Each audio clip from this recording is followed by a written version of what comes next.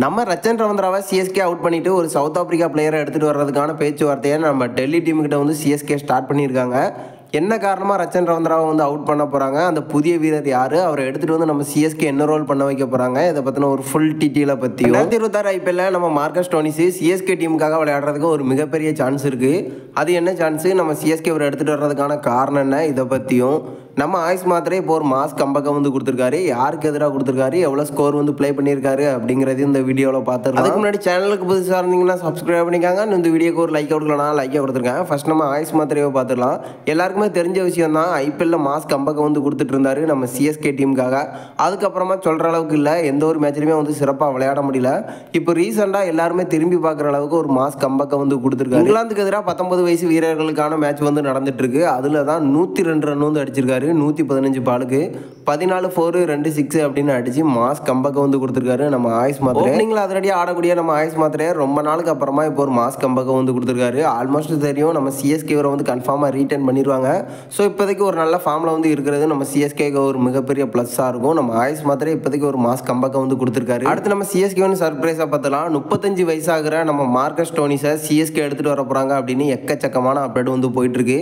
அது மட்டும் இல்லை, பஞ்சாப் கிட்ட ட்ரேடுக்கான பேச்சுவார்த்தையை நம்ம சிஎஸ்கே வந்து நடத்திருக்காங்களாம். இந்த அப்டேட்டை யார் கொடுத்துருக்காங்க அப்படின்னா, நம்ம சிஎஸ்கேக்கு நெருக்கமாக இருக்கக்கூடிய சில இன்ஸ்டாகிராம் பேஜில் தான் வந்து கொடுத்துருக்காங்க. நம்ம சிஎஸ்கே 35 வயசாகிற நம்ம மார்க்கஸ் ஸ்டோனிஸை வந்து ட்ரேட் பண்ண போகிறாங்க. அதுக்கான பேச்சுவார்த்தையில் சிஎஸ்கே வந்து மும்முரமாக ஈடுபட்டு இருக்காங்க அப்படிங்கிற மாதிரி வந்து சொல்லியிருக்காங்க.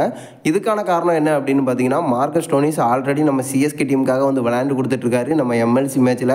ஸோ இவரோட பேட்டிங்காக இருக்கட்டும், பவுலிங்காக இருக்கட்டும், டீமோட வந்து ஃபுல்லாக செட் ஆகிருக்காரு. ஸோ ஒரு நல்ல வீரராக இருக்கிறதுனால நம்ம சிஎஸ்கே டீம்லேயும் இருந்தால் சிஎஸ்கேக்கு ஒரு மிகப்பெரிய ப்ளஸ்ஸாக இருக்கும் அப்படிங்கிற நோக்கத்தில் இவருக்கான பேச்சுவார்த்தையை வந்து நம்ம சிஎஸ்கே வந்து ஸ்டார்ட் பண்ணியிருக்காங்களாம். இவரை பொறுத்த வரைக்கும் ஃபினிஷிங், அது மட்டும் இல்லாமல் மிடில் ஆர்டர் எங்கே வேணாலும் வந்து யூஸ் பண்ணிக்கலாம். பேட்டிங்கில் அதிரடியாக ஆடக்கூடியவர். நம்ம சிஎஸ்கே டீமுக்கு எதிராகவே ஒரு அதிரடியான சதத்தை வந்து கடந்திருந்தார். ஸோ இப்போதைக்கு நம்ம சிஎஸ்கே இதுக்கான பேச்சுவார்த்தையை வந்து ஈடுபட்டு இருக்காங்க அப்படிங்கிறது ஒரு லேட்டஸ்டான அப்டேட். அடுத்து நம்ம சிஎஸ்கே டீமுக்குள்ளே என்ட்ரி ஆக போகிற அந்த புதிய வீரரை பார்த்துலாம். இப்போதைக்கு நம்ம ரச்சன் ரவீந்திரா சிஎஸ்கேன்னு ஒரு மிகப்பெரிய எதிர்காலம் அப்படின்னு எல்லாருமே வந்து நினச்சிட்டு இருந்தோம்.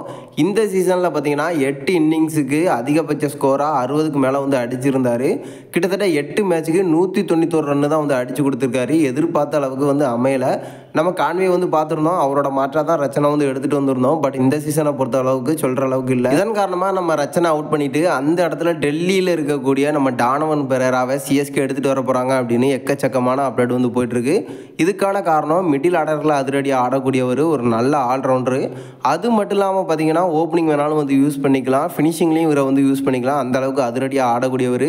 எம்எல்சி மேட்ச்சில் வந்து பார்த்துருந்தோம், அதிரடியான ஆட்டத்தை வந்து வெளிப்படுத்தியிருந்தார். நம்ம எம்எல்சி மேட்ச்சில் நம்ம டிஎஸ்கே டீம் நிறைய மேட்சை வின் பண்ணுறதுக்கு முக்கியமான காரணமாக இருந்தார். பவுலிங்லேயும் நிறைய விக்கெட் வந்து எடுத்து கொடுத்தாரு. ரச்சன் போலவே அதிரடியாக ஆடக்கூடியவர் தான். ஸோ இதன் காரணமாக தான் ரச்சனை அவுட் பண்ணிவிட்டு அந்த இடத்துல சிஎஸ்கே ஒரு எடுத்துகிட்டு வர போகிறாங்களாம்.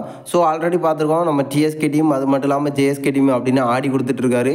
ஸோ 3வது டீமாக நம்ம சிஎஸ்கே டீம்லேயும் இணையிறதுக்கான நிறைய வாய்ப்புகள் இருக்குது. இப்போதைக்கு நம்ம ரச்சனை அவுட் பண்ணுற பிளானில் தான் நம்ம சிஎஸ்கே வந்து இருந்துகிட்ருக்காங்க அப்படிங்கிறது ஒரு லேட்டஸ்டான அப்டேட்.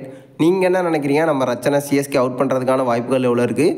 ஒருவேளை அவுட் பண்ணால் டானவன் பெரேரா நம்ம சிஎஸ்கேன்னு ஒரு மிகப்பெரிய எதிர்காலமாக இருப்பாரா இல்லையா அப்படிங்கிறத மறக்காமல் நம்மளோட கமெண்ட் பாக்ஸில் தெரிவிச்சிருங்க.